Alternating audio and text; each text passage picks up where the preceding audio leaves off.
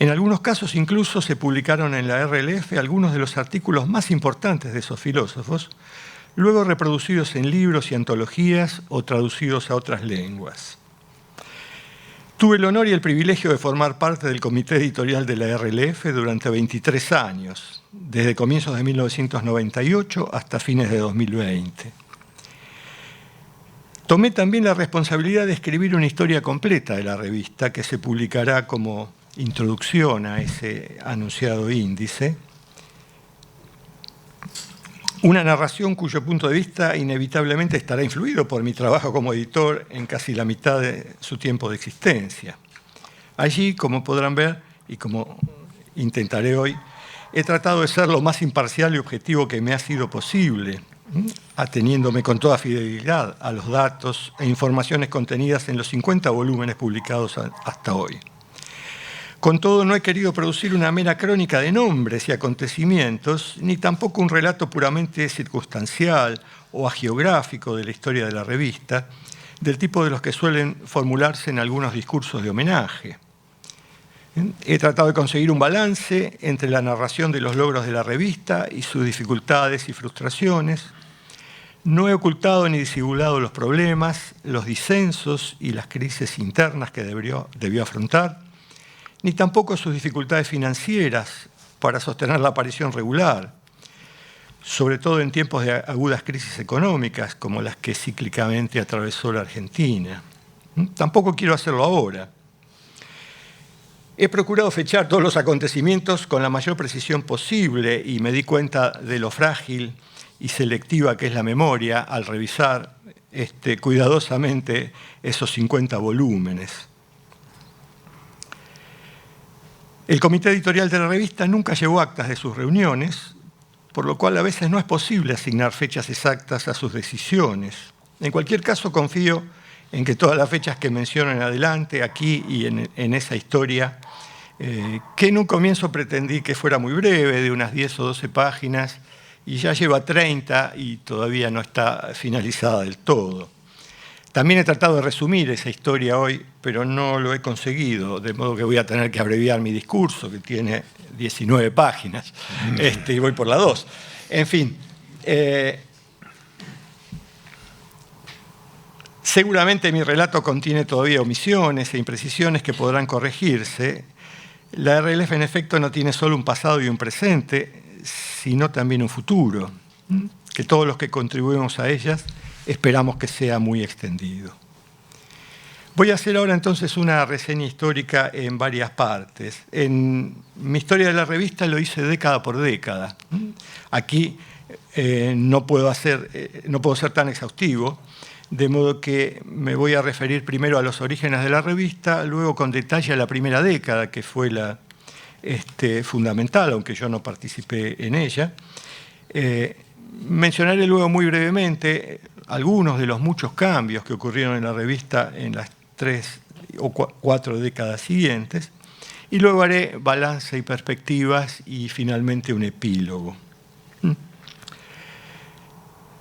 Los orígenes son los siguientes. La revista empezó a publicarse en 1975, pero sus orígenes se remontan hasta una década antes, el mismo año en que se produjo la fundación del CIF. Ezequiel de Olazo, en una conferencia que dictó en Tucumán en 1980, recordó los inicios en los siguientes términos. Esto está en la página del CIF, de modo que voy a hacer solamente 2 citas de allí, y después ustedes pueden ver la conferencia casi completa. Dice: a mediados de 1965, o sea, apenas fundado el CIF, habíamos pensado crear una revista argentina de filosofía que ante todo reflejara el trabajo que se producía en el CIF. Un cálculo realista de nuestras finanzas nos aconsejó postergar la empresa. Habían transcurrido desde entonces 8 años cuando me pareció necesario reflotar el proyecto. Con Rafael Braun comprobamos que aunque nuestros medios no alcanzaban para asegurar la publicación normal de la revista, nuestro trabajo académico y nuestras vinculaciones crecientes con otros centros y con otras universidades recomendaban intentar la pequeña hazaña. Ezequiel también invocó las razones que estaban detrás del proyecto, y estas fueron sus palabras. ¿Por qué hacer una revista? Los motivos eran muchos. Por un lado, queríamos mostrar que la filosofía seria, entre comillas, era una realidad tangible en América Latina. Llamo filosofía seria a la que procura justificar de un modo racional las aserciones en que se produce, o al menos intenta apartarse de la divagación conceptual que aflige a los entusiastas y hasta jactanciosas composiciones especulativas en que es rica nuestra historia filosófica.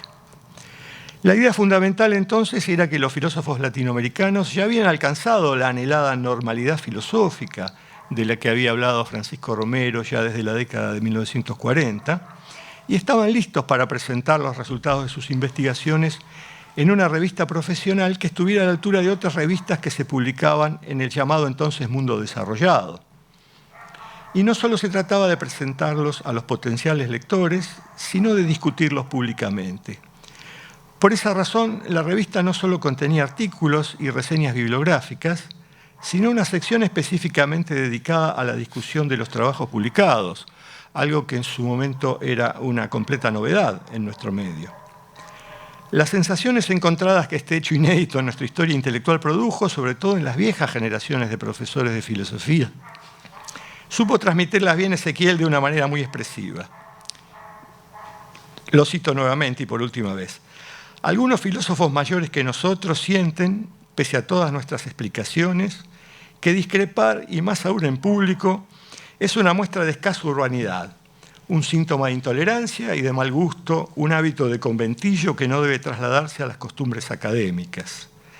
En estas actitudes espontáneas, completamente francas y en esa medida honesta, se advierte el grado de incomunicación en que se ha vivido. Nuestro compromiso, en cambio, no consiste en juxtaponer artículos, sino en crear, hasta donde podamos, una trama viviente de propuestas racionales, esto es, abiertas a la rectificación y el perfeccionamiento. Se podrían encontrar muchos testimonios que confirman estas palabras de Ezequiel. Elijo uno, 20 años anterior, que apareció muchos después en la autobiografía de Mario Bunge, y donde muestra que las cosas no habían cambiado demasiado en esos 20 años. Cito ahora a Bunge.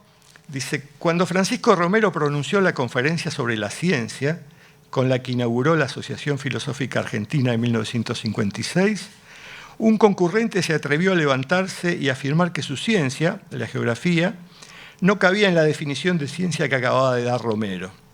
Este quedó callado y su cara se fue enrojeciendo hasta que la presidenta del acto declaró: esta es una reunión de amigos, aquí no se discute, declaro clausurada la reunión.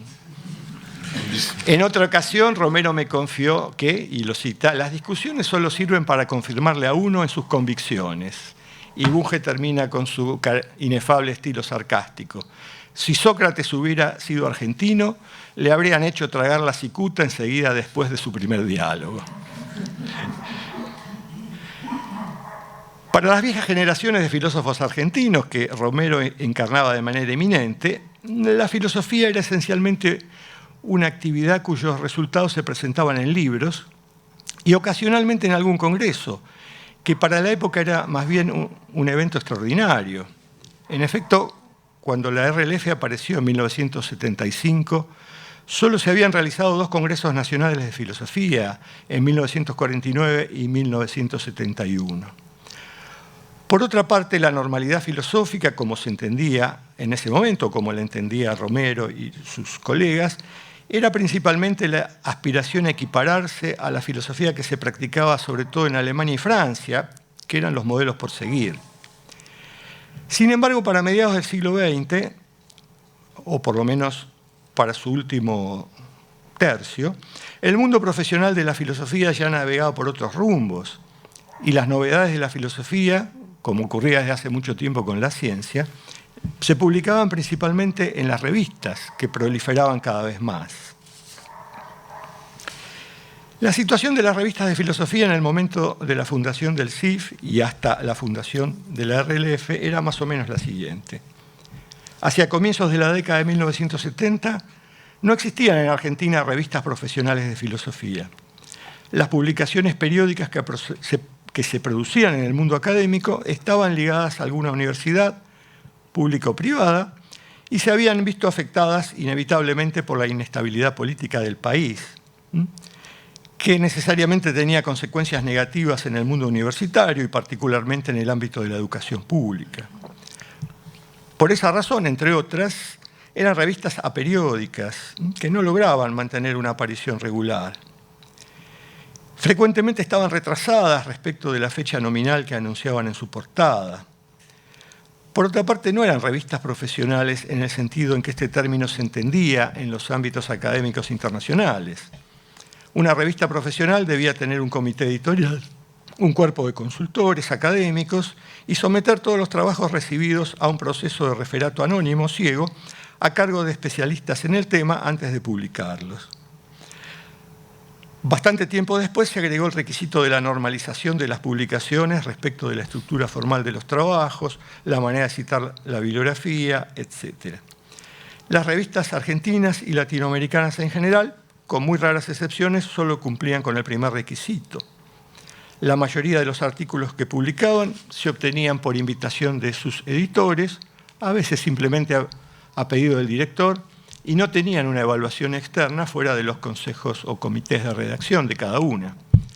Ello no impedía, por cierto, que hubiera algunos trabajos de calidad, pero los desniveles, tanto en la forma como en el contenido de los materiales editados, eran evidentes. La RLF fue la primera revista argentina de filosofía que instauró el sistema de referato anónimo para todos los trabajos que publicaba, y dispuso de un cuerpo de consultores académicos integrado por filósofos latinoamericanos de reconocimiento internacional. Por esas dos razones, solamente ya se la puede considerar la primera revista filosófica verdaderamente profesional que se editó en nuestro país, y la segunda en Latinoamérica, luego de la Mexicana Crítica, fundada en 1967. Desde el comienzo se presentó como una revista general de filosofía, abierta a todas las corrientes filosóficas, con el único requisito de emplear la argumentación racional y apelar a la razón como última instancia universalmente válida. Su objetivo era el de constituir un canal de expresión para la investigación filosófica que se realizaba en Latinoamérica, por lo cual admitía solamente trabajos escritos en español o portugués, por parte de filósofos originarios de esta región, aunque no residieran en el continente. De manera excepcional, y por invitación de sus editores, se publicaron traducidos al español algunos pocos artículos de destacados filósofos de Europa y los Estados Unidos de América.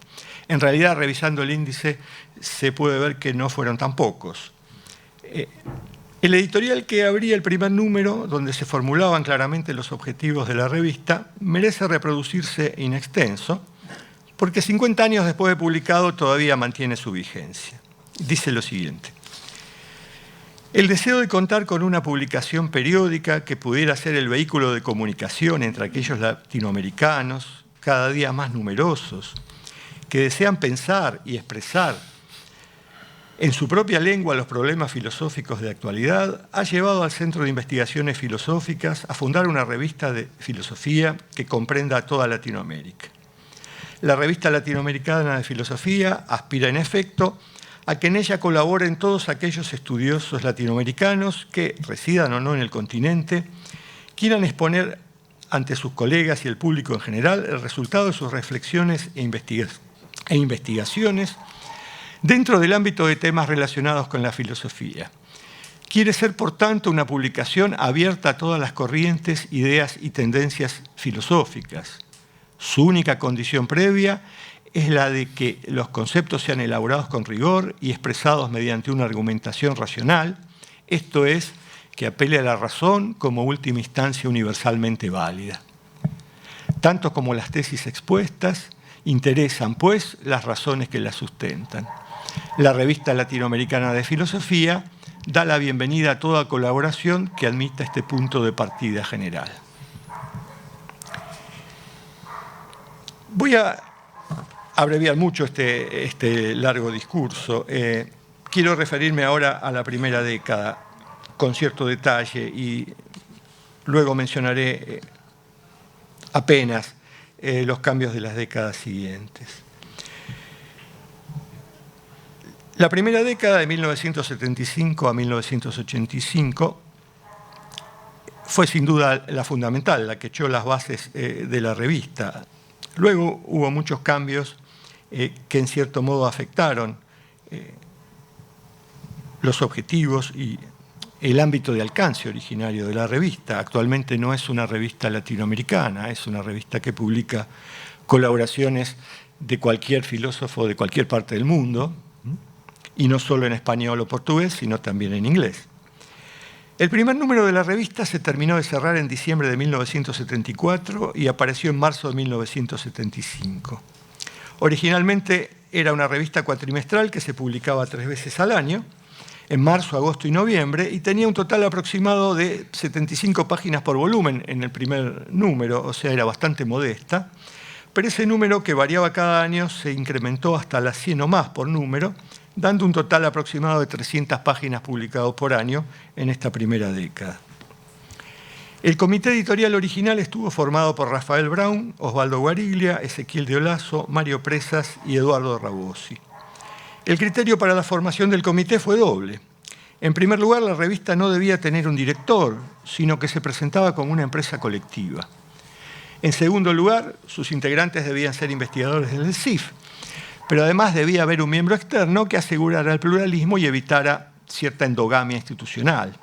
Ese lugar lo ocupó al comienzo Eduardo Rabosi, que ya era miembro fundador de SADAF.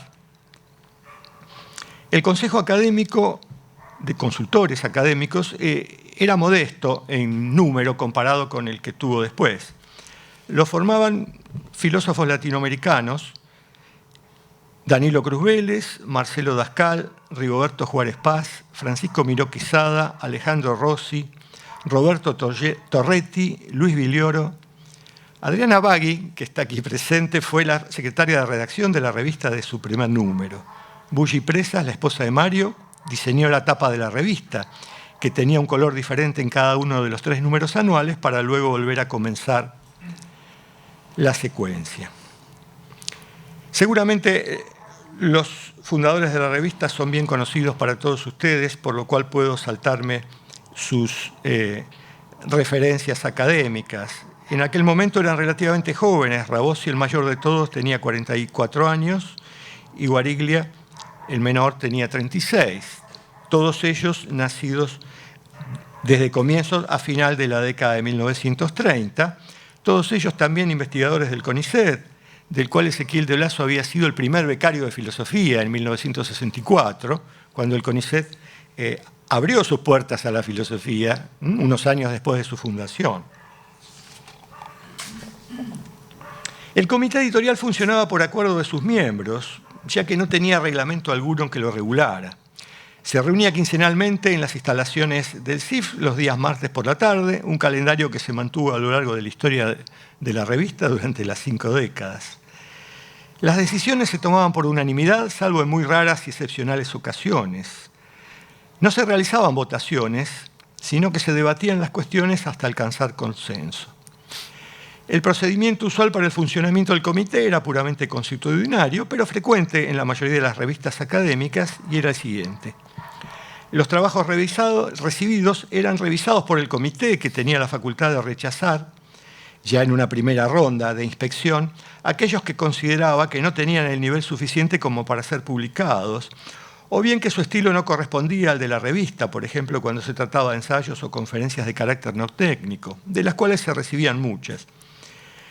Las contribuciones que pasaban en esa primera ronda de evaluación eran enviadas de manera anónima a referato externo. A veces los evaluadores eran miembros del cuerpo de consultores, en muchas ocasiones lo fueron, pero en buena parte de los casos se buscaban especialistas ajenos a la revista dentro del ámbito de los filósofos latinoamericanos. Ese procedimiento se mantuvo casi sin cambios hasta la actualidad. No había instrucciones para los referees, ahora es obligatorio tenerlas y las tenemos desde hace unos años. La procedencia de los referatos se fue haciendo más variada, también alcanzando a filósofos de España, Portugal y en algunas ocasiones también de otros países de Europa o Estados Unidos. No había límites al tiempo de permanencia de los miembros del comité, algunos de los cuales, como Mario Presas y Osvaldo Guariglia, formaron parte de este durante casi 4 décadas, hasta su retiro y su fallecimiento, respectivamente. El cuerpo de consultores se fue ampliando paulatinamente con los años e ingresaron otros filósofos destacados de Latinoamérica. No voy a mencionar aquí todos. En mi historia hago un detalle de todos los cambios ocurridos durante las 5 décadas, pero son demasiados y no quisiera ser injusto aquí nombrando algunos de ellos. El comité editorial permaneció sin cambios hasta fines de 1983. Ese año se produjo lo que podríamos decir la primera crisis interna, un conflicto entre Olazo y Rabosi, que se hizo público a través del intercambio de diversas cartas abiertas que se exhibieron en las carteleras del CIF y SADAF. Yo era estudiante de filosofía en esa época y me acuerdo haberlas leído con mucha curiosidad, sin llegar a entender del todo de qué se trataba el conflicto. Las divergencias versaban acerca de diferentes estilos de trabajo de cada uno, pero sobre todo acerca del lugar que la filosofía analítica, cada vez más técnica y especializada, debía tener en la revista. Y en el fondo, sobre los objetivos de una revista general de filosofía de la ciencia en un mundo que empezaba a ser cada vez más especializado, un mundo académico que empezaba a ser cada vez más especializado y fragmentado.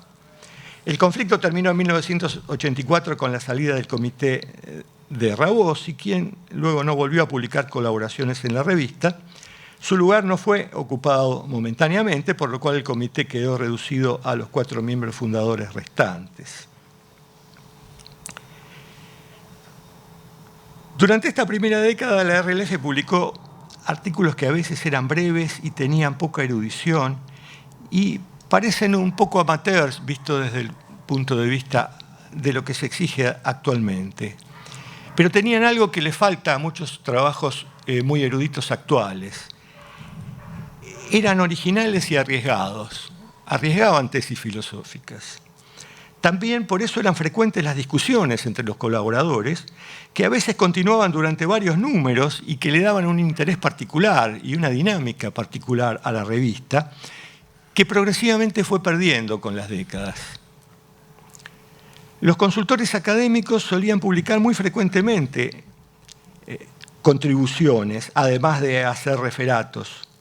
Los trabajos no tenían una estructura estandarizada, que todavía no era obligatoria, todavía no existían las bases de datos que nos decían cómo debían ser las publicaciones.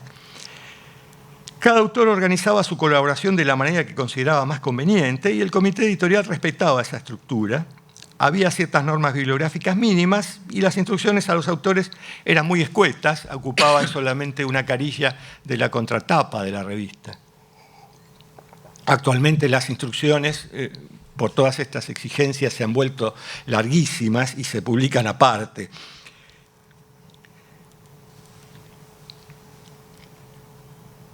Así, algunos trabajos eran muy breves, pero formaban parte de la categoría de artículos, otros eran más extensos, algunos tenían listas bibliográficas al final y otros usaban el antiguo sistema de notas completas, de citas completas a pie de página, con sus innumerables locuciones latinas, ya en completo desuso, al menos en las revistas. Actualmente, debido a las exigencias de las bases de datos, todos esos aspectos están estandarizados y los autores deben atenerse estrictamente a ellos, por lo cual deben adaptar sus trabajos a las diferentes normas de cada revista. Como sabemos, hay una anarquía de normas, de modo tal que uno tiene que cambiar su modo de citar y de escribir según la revista a la que decida enviar su trabajo, inevitablemente. En alguna ocasión, hace mucho tiempo, Ezequiel me contó cuán difíciles fueron los comienzos de la revista, donde todas las tareas recaían exclusivamente en el comité editorial y en la secretaria académica. La calidad gráfica de los primeros números era baja y las erratas eran muchas. Eso nos dificultó mucho la confección del índice que estamos haciendo, donde hemos tratado de eliminar todas las erratas. Los artículos y otras colaboraciones no llegaban con la frecuencia necesaria para abastecer 3 números anuales, una frecuencia que muy pocas revistas latinoamericanas tienen. Algunos colegas se ofendían cuando recibían un referato negativo y se han recibido algunas históricas cartas con insultos que se guardaron como tesoro. Yo nunca las he visto, pero sé que me han constado que existen. E incluso cuando se les indicaban cambios o correcciones como condición necesaria para la publicación de sus trabajos. Estas dificultades fueron superándose gradualmente a medida que nos íbamos acostumbrando a la dinámica de una revista profesional. Uno no deja de indignarse, de todos modos, cuando recibe un rechazo, por más profesional que sea la revista. Las cartas de rechazo tienen esa amabilidad fingida que tanto irrita. Bueno, también tenemos nuestras cartas tipo, digamos, para rechazar artículos según su clasificación. Bueno, en realidad la normalidad filosófica, puede decirse, solo se alcanzó en la década siguiente, desde mediados de la década del 80, y coincidió con la normalidad institucional y democrática de la Argentina. En la actualidad, donde casi todo el trabajo de una revista profesional se hace de manera virtual y está mediado por tecnologías de la comunicación, resulta difícil imaginar cómo era la manera de trabajar en la ya lejana década de 1970, que yo no viví si apenas iba a la escuela primaria en ese momento, cuando no existían las computadoras personales, ni el correo electrónico, ni la web. Las colaboraciones se recibían en papel y debía enviarse una copia por correo a los evaluadores, junto con una carta solicitándoles que se hicieran cargo de la tarea. Estos debían responder por correo si aceptaban la propuesta, y una vez finalizada la evaluación enviarla por correo. El comité editorial a su vez revisaba esos referatos y a menudo también los editaba, ya que muchos no eran presentables, y todavía muchos siguen siendo impresentables. Los referatos así editados y sobre todo expurgados de expresiones ofensivas, que nunca faltan, se enviaban a los autores. Estos enviaban sus versiones revisadas. Y sorprende constatar, por testimonios de sus protagonistas, el hecho de que este largo proceso de evaluación no demorara más tiempo que el que demora en la actualidad. Incluso a veces demoraba menos tiempo, cuando tanto los trabajos a evaluar ahora como los referatos se envían y se reciben de manera instantánea. Los costos de la revista eran relativamente altos para las finanzas del CIF, ya que ésta debía imprimirse 3 veces al año y distribuirse exclusivamente por correo a los suscriptores en Argentina y otros países de Latinoamérica. También se enviaba un número considerable de ejemplares a otras revistas con las que había acuerdos de canje, una práctica que se mantuvo mucho tiempo, pero que fue extinguiéndose de manera gradual y actualmente ha desaparecido casi por completo. Los colaboradores recibían también sus ejemplares y aquellas históricas 20 separatas que todos todavía guardamos en nuestros estantes sin saber qué hacer con ellas porque no se distribuían. La distribución por correo siempre fue un problema para la revista porque el correo es caro. La revista comenzó imprimiendo 500 ejemplares y con las décadas ese número fue bajando hasta llegar a un mínimo histórico de 200, que era lo mínimo que la imprenta aceptaba porque no resultaba rentable. En fin, un mundo muy diferente del que vivimos ahora. Voy ahora a saltarme, porque ya este discurso es muy largo, todo lo que ocurrió en las décadas siguientes. Diré solamente esto, que es un pequeño resumen estadístico. Hubo muchos cambios, tanto en el comité editorial como en el cuerpo de consultores, pero no sería oportuno detallarlos ahora. Y entonces sirve como resumen esta estadística, que muestra una cierta tendencia al cambio y a la inestabilidad, como verán.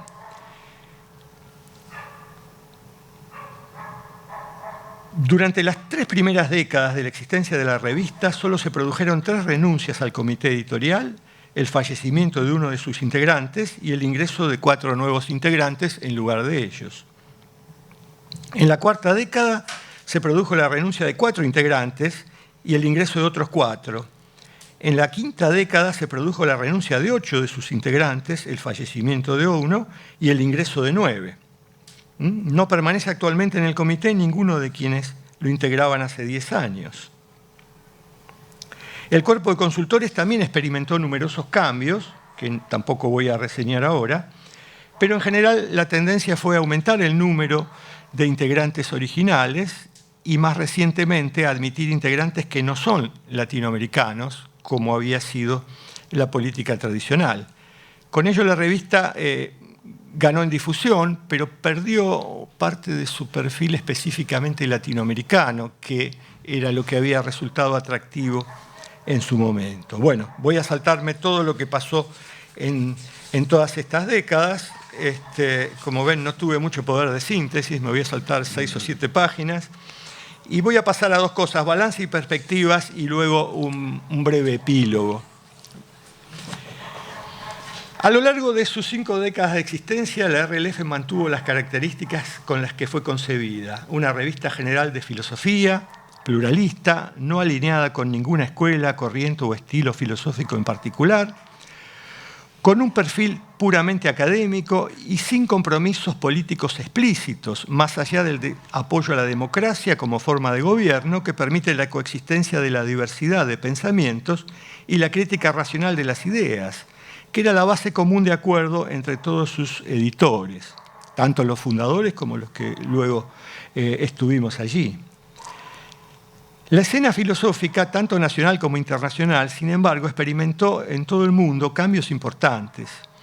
La filosofía se volvió progresivamente más especializada y técnica, como consecuencia se fragmentó en disciplinas y especialidades que tendieron a desarrollarse de manera prácticamente autónoma o con pocas interacciones mutuas. Los filósofos generalistas, aquellos que eran capaces de escribir sobre temas pertenecientes a diferentes áreas de la filosofía, tanto teórica como práctica, comenzaron a menguar.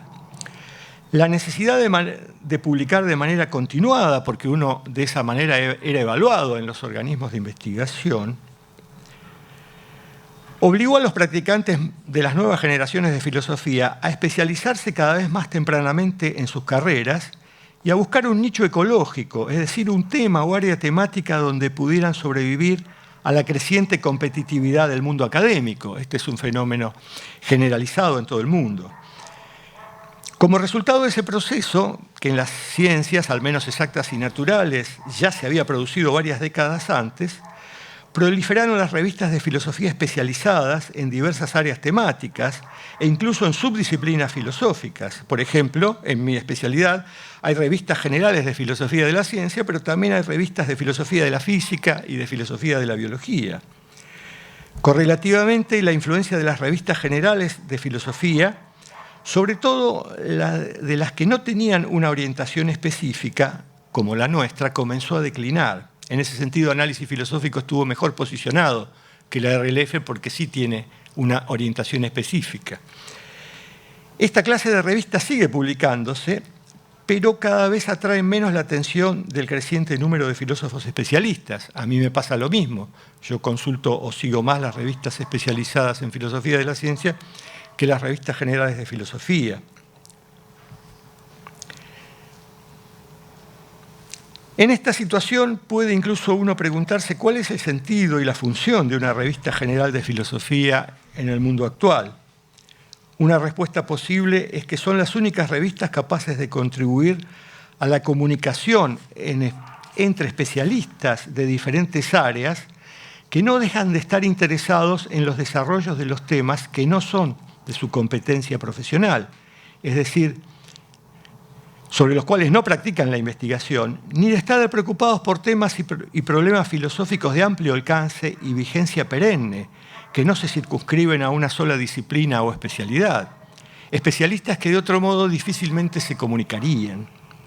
Así pues, una revista como la RLF, en tanto revista general de filosofía, todavía puede contribuir a la superación del aislamiento que suele producir la hiperespecialización temática, ya instalada, como dije, desde hace tiempo en el dominio de las ciencias, pero que amenaza con fragmentar a la filosofía como disciplina general e integradora de saberes, que así fue en su origen, en saberes diferentes que van independizándose de ella. Uno podría decir en buena medida que la lógica ya no es una parte de la filosofía, y tal vez otras disciplinas no lo sean en el futuro. Por otra parte, el futuro inmediato de la revista parece depender en buena medida de su ingreso a nuevas bases de datos internacionales y de su ascenso en la calificación en todas estas bases. Me salté toda la parte en que hablaba de eso, pero todos sabemos que esto es decisivo en nuestros días. Tradicionalmente, durante todo el siglo XX, el prestigio y la relevancia de las revistas de filosofía se evalúa en función de la calidad de sus trabajos publicados y del prestigio académico de sus editores, asesores y colaboradores.